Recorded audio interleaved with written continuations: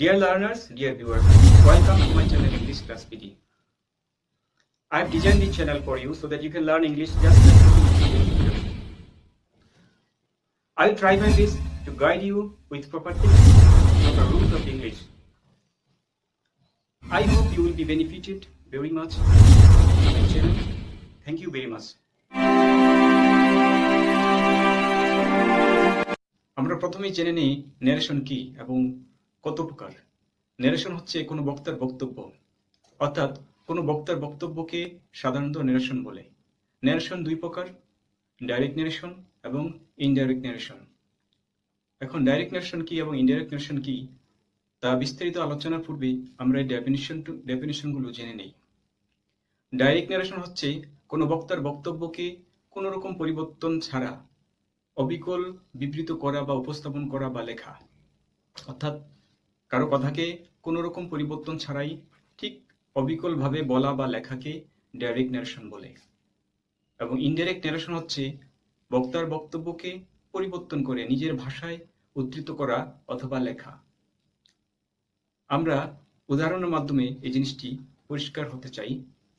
চলো উদাহরণের সাহায্যে আমরা ডাইরেক্ট এবং ইনডাইরেক্ট ন্যারেশন সম্পর্কে বিস্তারিত ধারণা নিয়ে নিই। ডাইরেক্ট ন্যারেশন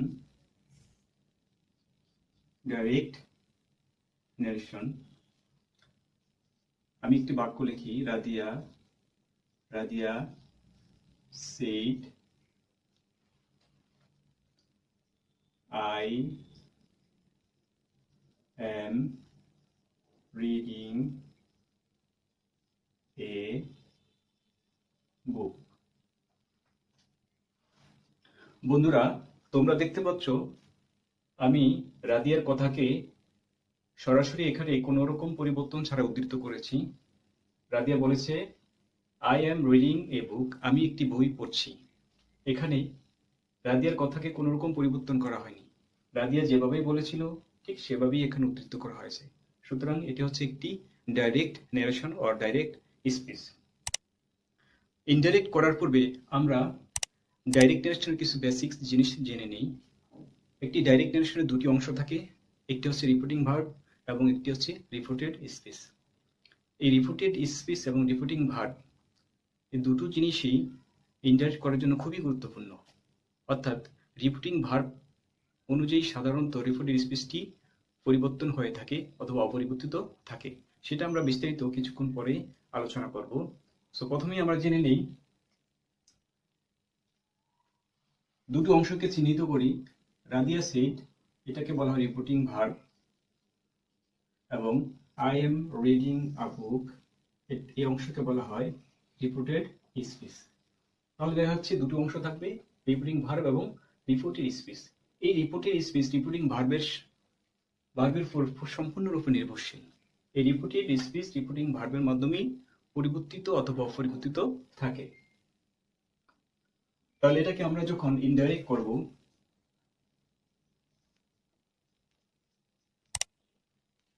আমরা লিখবো রাদিয়া সেড, কমা উঠে দ্যাট বসাবো। আই ফার্স্ট পারসন পরিবর্তন হয়ে রিপোর্টিং ভার্বের সাবজেক্ট অনুযায়ী ফার্স্ট পারসন পরিবর্তন হয়, তোমরা অবশ্যই জানো। আই, শি, ওয়াচ করেসপন্ডিং করতেছি, রিডিং আ বুক। ইনডাইরেক্টলি দেখতে পাচ্ছ reporting verb Radiya said reporting verb অপরিবর্তিত রেখে ইনভার্টেড কমা উঠে দ্যাট বসানো হলো, এবং I am reading a book reported স্পিচটাকে পরিবর্তন করে টেন্স পরিবর্তন করে এখানে লেখা হলো শি ওয়াজ রিডিং আ বুক।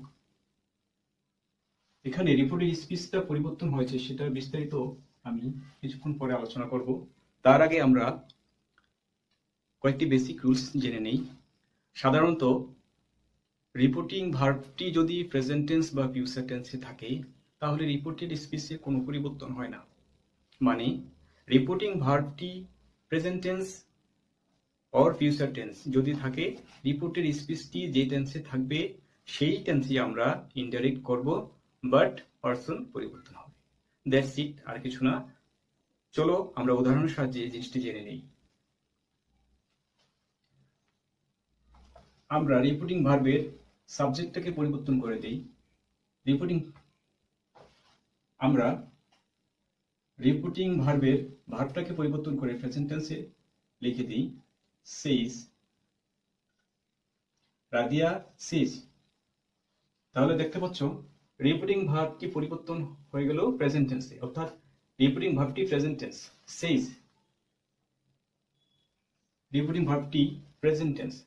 যদি রিপোর্টিং ভার্বটি প্রেজেন্ট টেন্স হয় তাহলে রিপোর্টেড স্পিচের টেন্সের পরিবর্তন হবে না। যদি রিপোর্টিং ভার্বটি প্রেজেন্ট টেন্স হয় তাহলে রিপোর্টেড স্পিচটি পরিবর্তন হবে না, অর্থাৎ এটি যে টেন্সে আছে ইনডাইরেক্টে ঠিক সেই টেন্সেই হবে, শুধু পার্সন পরিবর্তন হবে। তাহলে আমরা দেখতে পাচ্ছি রিপোর্টিং ভার্বটি প্রেজেন্ট টেন্স, সো আমরা রিপোর্টেড স্পিচটাকে পরিবর্তন করতে পারবো না। এখানে Radiya says, Radiya says in comma উঠে দ্যাট, পার্সন পরিবর্তন করব শি, এবং টেন্সের পরিবর্তন করা যাবে না। She for is, she is reading a book. বন্ধুরা দেখতে পাচ্ছ Radiya says that she is reading a book. খুবই সিম্পল, এটাকে কঠিন করে নেওয়ার মতো কিছু নেই, খুবই সিম্পল। ভার্বটি প্রেজেন্ট টেন্স থাকার কারণে রিপোর্টিং স্পিচটির টেন্সের পরিবর্তন হলো না। সেকেন্ড, যদি রিপোর্টিং ভার্বটি ফিউচার টেন্সে থাকে, ধরো শেল, রাদিয়া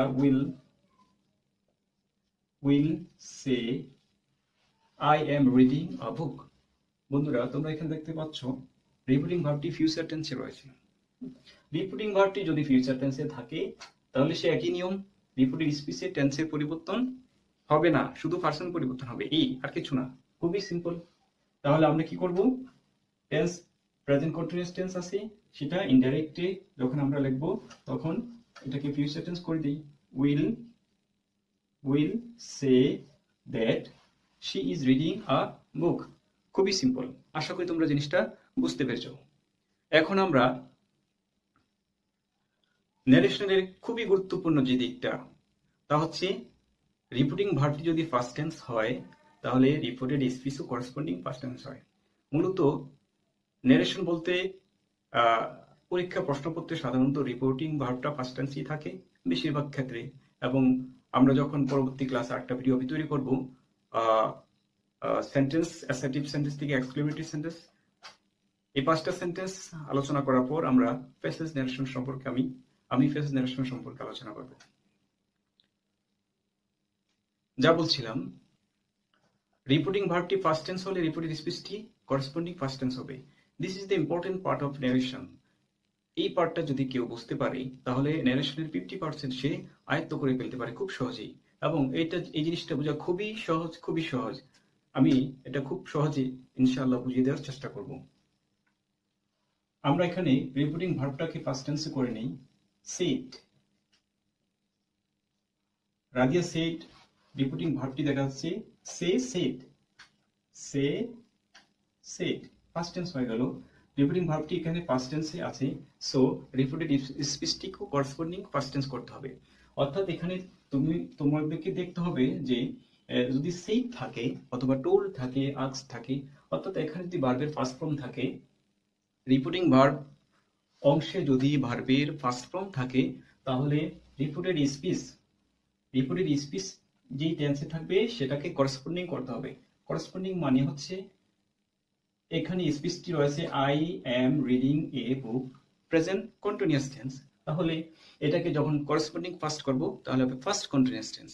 যদি এখানে প্রেজেন্ট ইনডিফিনিট টেন্স থাকে তাহলে করেসপন্ডিং হবে ফার্স্ট ইনডিফিনিট টেন্স। যদি প্রেজেন্ট কন্টিনিউয়াস থাকে করেসপন্ডিং হবে ফার্স্ট কন্টিনিউয়াস টেন্স। যদি প্রেজেন্ট পারফেক্ট টেন্স থাকে করেসপন্ডিং হবে ফার্স্ট পারফেক্ট টেন্স। যদি প্রেজেন্ট পারফেক্ট কন্টিনিউয়াস টেন্স থাকে করেসপন্ডিং হবে ফার্স্ট পারফেক্ট কন্টিনিউয়াস টেন্স।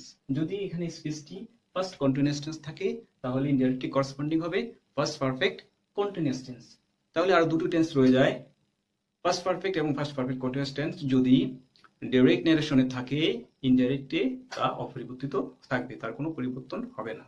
তাহলে আমরা এটাকে উদাহরণটাকে একটু এক্সপ্লোর করি। Radiya said I am reading a book, reporting ভার্বটি ফার্স্ট টেন্স হওয়াতে রিপোর্টেড স্পিচটিও পরিবর্তন হয়, করসপন্ডিং ফার্স্ট টেন্স হয়। করসপন্ডিং আমি একটু আগে তোমাদেরকে বুঝিয়েছি। করসপন্ডিং হচ্ছে স্পিচটি যেই টেন্সে থাকবে সেটারই অনুরূপ ফার্স্ট টেন্স। যেমন present continuous, so first continuous, continuous continuous.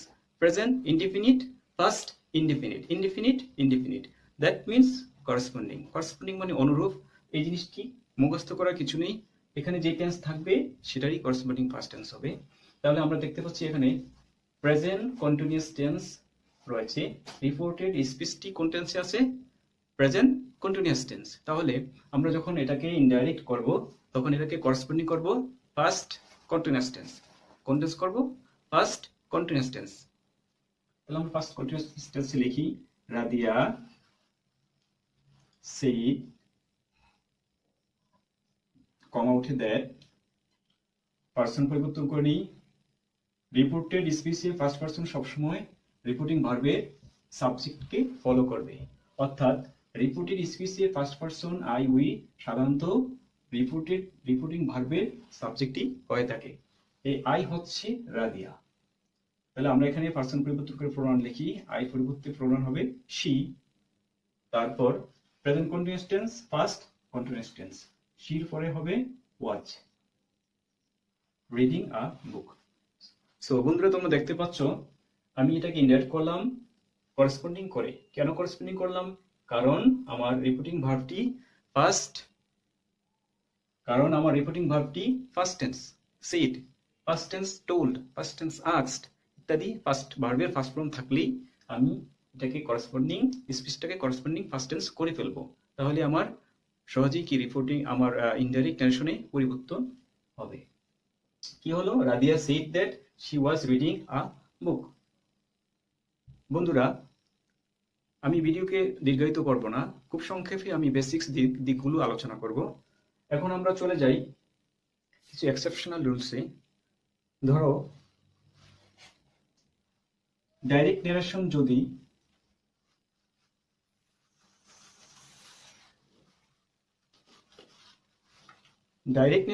যদি চিরন্তন সত্য, যেটাকে বলা হয় ইউনিভার্সাল ট্রুথ। চিরন্তন সত্য মানে কি? এমন সত্য যা পৃথিবীর সৃষ্টির শুরু থেকে অদ্যাবধি একই রকম আছে, তাই হচ্ছে চিরন্তন সত্য বা ইউনিভার্সাল ট্রুথ।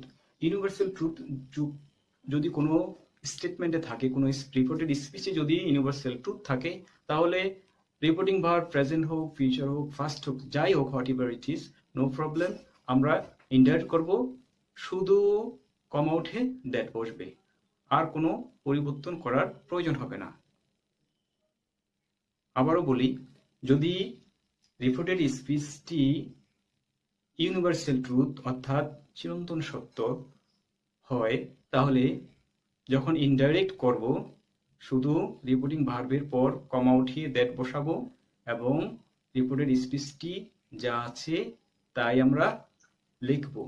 পার্সন পরিবর্তন করার কোনো দরকার নেই, শুধু কমা উঠে দ্যাট বসবে। আশা করি বুঝতে পেরেছো। আমরা একটা এক্সাম্পলের মাধ্যমে জিনিসটা পরিষ্কার করে নেই। টিচার, T-E-R-C-H-E-R, teacher said,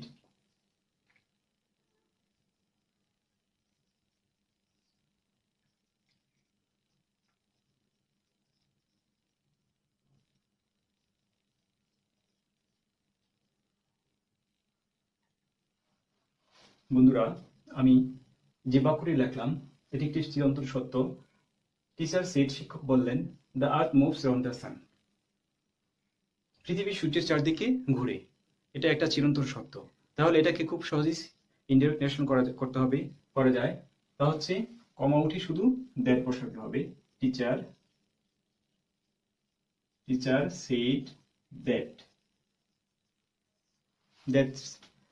শুধু কমা উঠে দ্যাট বসবে এবং রিপোর্টেড স্পিচটির কোনো পরিবর্তন হবে না, রিপোর্টেড স্পিচটি অপরিবর্তিত থাকবে। That the earth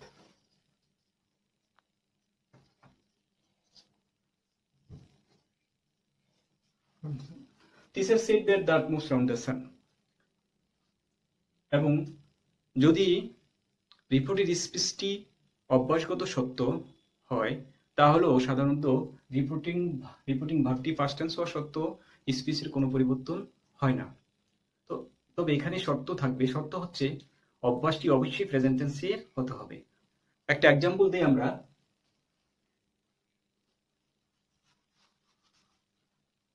teacher said I always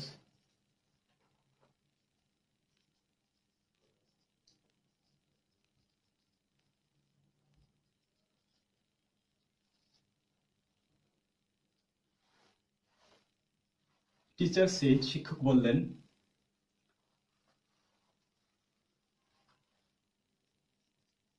he said তিনি বললেন, হি সেড তিনি বললেন, I always walk in the morning আমি প্রত্যহ সকালে হাঁটি। এটা অবশ্যই তার একটি অভ্যাস এবং এটা প্রেজেন্ট ইনডিফিনিট টেন্সে রয়েছে। তোমরা দেখতে পাচ্ছ এটা প্রেজেন্ট ইনডিফিনিট টেন্সে রয়েছে। ভার্বটি প্রেজেন্ট, ভার্বের প্রেজেন্ট ফর্ম রয়েছে, ভার্বটি প্রেজেন্ট ফর্মে রয়েছে, অর্থাৎ এটা প্রেজেন্ট ইনডিফিনিট টেন্স। সো যদি অভ্যাসগত সত্য প্রেজেন্ট ইনডিফিনিট টেন্স হয়, প্রেজেন্ট ইনডিফিনিট টেন্সের কোনো অভ্যাসগত সত্য যদি রিপোর্টেড স্পিচে থাকে, সেটিকে যখন আমরা ইনডাইরেক্ট করব তা অপরিবর্তিত থাকবে, তার কোনো পরিবর্তন হবে না। তাহলে আমরা লিখব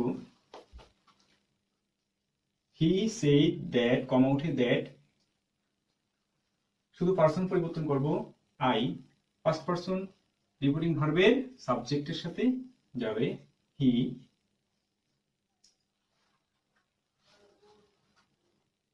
always walk in the morning। বন্ধুরা তোমরা দেখতে পাচ্ছ রিপোর্টিং ভার্বটি পাস্ট ইনডিফিনিট টেন্স, রিপোর্টিং ভার্বটি পাস্ট টেন্স হওয়া সত্ত্বেও রিপোর্টেড স্পিচটি বর্তমানে কোনো অভ্যাসগত সত্য হওয়ার কারণে রিপোর্টিং ভার্বের ইনডাইরেক্ট ন্যারেশনে রিপোর্টেড স্পিচের টেন্সের কোনো পরিবর্তন হয়নি, শুধু পার্সন পরিবর্তন হয়েছে। তাহলে আমরা দুটি এক্সেপশন লক্ষ্য করলাম। একটি হচ্ছে রিপোর্টিং ভার্বটি পাস্ট টেন্স হলেও যদি রিপোর্টেড স্পিচটি চিরন্তন সত্য হয় তাহলে রিপোর্টেড স্পিচের কোনো পরিবর্তন হবে না। আরেকটি নিয়ম হচ্ছে রিপোর্টিং ভার্বটি পাস্ট টেন্স হওয়া সত্ত্বেও রিপোর্টেড স্পিচটি যদি প্রেজেন্ট টেন্সের কোনো অভ্যাসগত সত্য হয়, হ্যাবিচুয়াল ফ্যাক্ট যাকে বলা হয়, অভ্যাসগত সত্য হলে রিপোর্টিং ইনডাইরেক্ট ন্যারেশনে তারও কোনো পরিবর্তন হবে না, অর্থাৎ টেন্সের পরিবর্তন হবে না যদিও রিপোর্টিং ভার্বটি পাস্ট টেন্স। বন্ধুরা এখন আমরা একটি ভিন্ন প্রসঙ্গে যাই। তোমরা অনেকে হয়তো জিনিসটা জানো না, প্রোনাউন তো 8 প্রকার আমরা জানি। প্রোনাউন 8 প্রকার। 8 প্রকার প্রোনাউনের মধ্যে একটি প্রোনাউন হচ্ছে demonstrative pronoun. This, that, this, those এগুলিকে বলা হয় ডিমনস্ট্রেটিভ প্রোনাউন। রিপোর্টেড স্পিচে যদি ডিমনস্ট্রেটিভ প্রোনাউন থাকে, অর্থাৎ দিস, দ্যাট, দিস, দোজ এই প্রোনাউনগুলো যদি থাকে তাহলে রিপোর্টিং যখন আমরা ইনডাইরেক্ট করব তখন দিস, দ্যাট, দিস, দোজ এই ডিমনস্ট্রেটিভ প্রোনাউনগুলোকে দাতে পরিবর্তন করব, অর্থাৎ দিস থাকলেও আমরা দা লিখবো, দিস থাকলেও দা লিখবো, দিস, দ্যাট থাকলেও আমরা দা লিখবো, দোজ থাকলেও আমরা দা লিখবো, অর্থাৎ এগুলোর পরিবর্তে দা হবে। চলো আমরা এক্সাম্পলের মাধ্যমে এই নিয়মটি একটু বুঝে নিই। রাদিয়া said I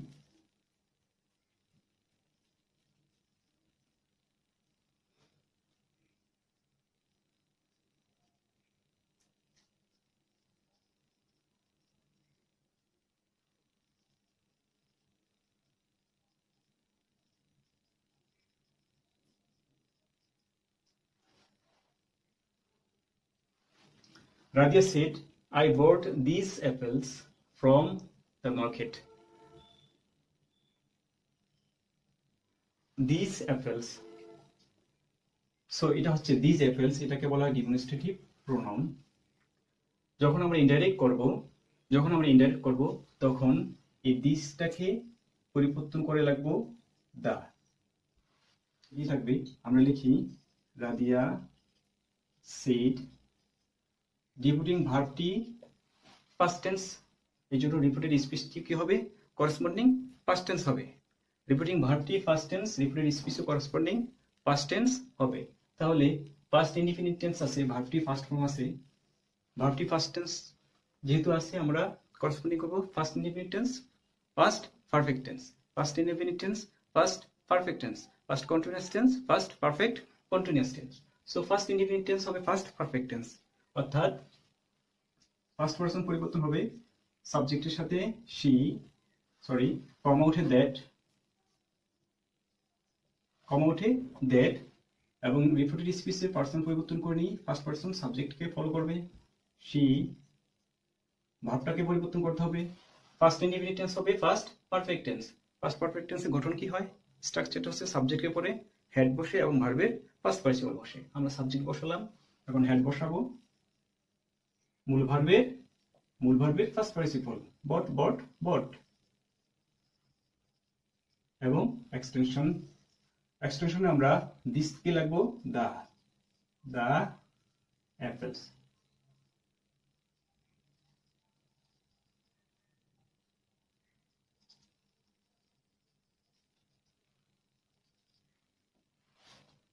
বন্ধুরা তুমি দেখতে পাচ্ছ ইনডাইরেক্ট হয়ে গেল, Radia said that she had bought the apples, these apples, the apples from the market।